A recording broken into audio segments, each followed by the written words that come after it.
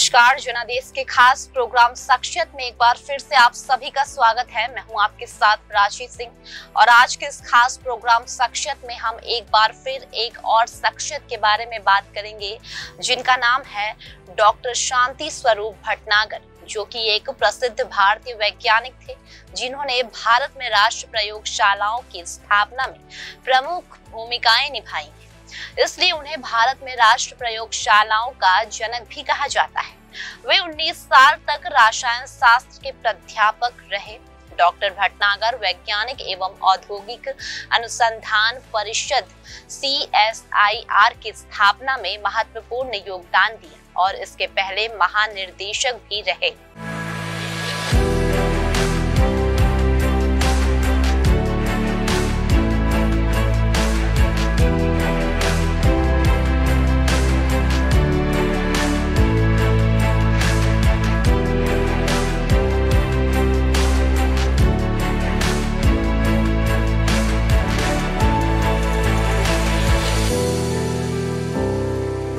Doctor Shanti Swarup Bhatnagar एक प्रसिद्ध भारतीय वैज्ञानिक थे जिन्होंने भारत में राष्ट्रीय प्रयोगशालाओं की स्थापना में प्रमुख भूमिका निभाई। इसीलिए उन्हें भारत में राष्ट्रीय प्रयोगशालाओं का जनक भी कहा जाता है।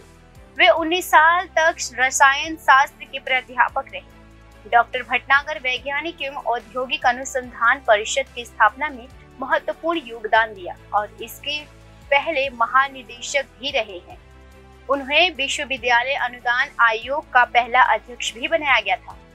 शांति स्वरूप भटनागर का जन्म 21 फरवरी 1894 में ब्रिटिश भारत के शाहपुर जिले के भेरा के एक हिंदू कायस्थल परिवार में हुआ।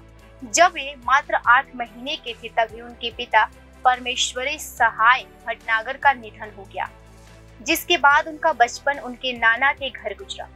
उनके नाना एक इंजीनियरिंग थे, अतः बालक शांति का रुझान विज्ञान और प्रौद्योगिकी की ओर स्वाभाविक ही हो गया। बचपन से ही उन्हें खिलौने, इलेक्ट्रॉनिक बैटरियां और तारों युक्त टेलीफोन बनाने का शौक रहा। उन्होंने अपने नाना के घर से काव्य और कविता का ही शौक मिला। उनकी प्रारंभिक शिक्षा सिकंदराबाद के दयानंद एल्गो वैदिक हाई स्कूल में हुई। सन 1911 में उन्होंने लाहौर की नव स्थापित दयाल सिंह कॉलेज में दाखिला लिया। यहाँ पर वे सरस्वती स्टील सोसाइटी के सक्रिय सदस्य बन गए। भटनागर ने यहाँ एक कलाकार के तौर पर अच्छी ख्याति अर्जित कर ली थी। उन्होंने उर्दू में करामती नामक एक नाटक लिखा। इस नाटक के अंग्रेजी अनुवाद ने उन्हें सरस्वती स्टील सोसाइटी का साल 1912 का सर्वश्रेष्ठ नाटक पुरस्कार और पदक दिलाया। शांति स्वरूप भटनागर ने सन 1913 में पंजाब यूनिवर्सिटी से इंटरमीडिएट की परीक्षा प्रथम श्रेणी में पास की। इसके पश्चात उन्होंने लाहौर के फॉरमैन क्रिश्चियन कॉलेज में दाखिला लिया, जहां से उन्होंने सन 1916 में BSc और सन 1919 में MSc की परीक्षा उत्तीर्ण की। शांति स्वरूप भटनागर को विदेश में पढ़ने के लिए दयाल सिंह ट्रस्ट ने छात्रवृत्ति मिली और वे अमेरिका के लिए रवाना हो गए, पर किस्मत को कुछ और ही मंजूर था और उन्हें अमेरिका जाने वाले जहाज पर सीट नहीं मिल सका, क्योंकि प्रथम विश्वविद्यालय के चलते जहाज की सभी सीटों को अमेरिकी सेवाओं के लिए आरक्षित कर लिया गया था। उनके लिए अच्छी बात ये हुई कि ट्रस्टियों ने उन्हें यूनिवर्सिटी कॉलेज लंदन में रसायन शास्त्र के प्राध्यापक प्रोफेसर फ्रेडरिक जी डोनन के अंतर्गत पढ़ने की अनुमति दी। सन 1921 की बात करें तो सन 1921 में उन्होंने डॉक्टर ऑफ साइंस की उपाधि भी अर्जित कर ली। उनके लंदन प्रवास के दौरान वैज्ञानिक और औद्योगिक अनुसंधान विज्ञान ने उन्हें 250 सालाना की फेलोशिप भी प्रदान की। भारत में विज्ञान और शोध के क्षेत्र में उनके योगदान के लिए वैज्ञानिक एवं औद्योगिक अनुसंधान परिषद CSIR ने सन 1958 में शांति स्वरूप भटनागर पुरस्कार की स्थापना की। ये पुरस्कार उन वैज्ञानिकों को दिया जाता है जिन्होंने विज्ञान के क्षेत्र में महत्वपूर्ण योगदान दिया हो। अगस्त 1921 में वो भारत आए और नव स्थापित बनारस हिंदू विश्वविद्यालय में रसायन शास्त्र के प्राध्यापक यानी कि प्रोफेसर नियुक्त हुए और 3 साल तक अध्यापन कार्य किया। उन्होंने विश्वविद्यालय की कुल गीत की भी रचना की। BHU में लगभग 3 साल गुजरने के बाद डॉक्टर भटनागर लाहौर चले गए, जहां उन्हें पंजाब यूनिवर्सिटी में फिजिकल केमिस्ट्री का प्रोफेसर व विश्वविद्यालय के रासायनिक प्रयोगशालाओं का निदेशक नियुक्त किया गया। यह उनके वैज्ञानिक जीवन की सबसे महत्वपूर्ण अवधि थी, जिसके दौरान उन्होंने मौलिक विज्ञान शोध किया। इस दौरान उन्होंने इम्यूलेंस कोलाइड्स और औद्योगिक रसायन शास्त्र पर कार्य किया। मैग्नेटिक केमिस्ट्री के क्षेत्र में उनका योगदान सबसे अहम रहा। सन 1928 में उन्होंने एन माथुर के साथ मिलकर भटनागर-माथुर मैग्नेटिक इंटरफेरेंस बैलेंस का आविष्कार किया। यह चुंबकीय प्रकृति ज्ञात करने के लिए सबसे संवेदनशील यंत्रों में एक था। इसका प्रदर्शन 1931 में रॉयल सोसाइटी के भोज में किया गया था। बाद में एक ब्रिटिश कंपनी ने इसका उत्पादन भी किया।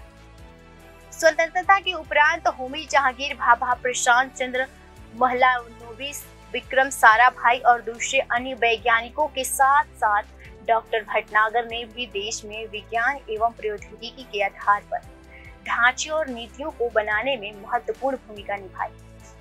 उन्होंने कई युवा और होनहार वैज्ञानिकों का मार्गदर्शन किया और प्रोत्साहित भी किया।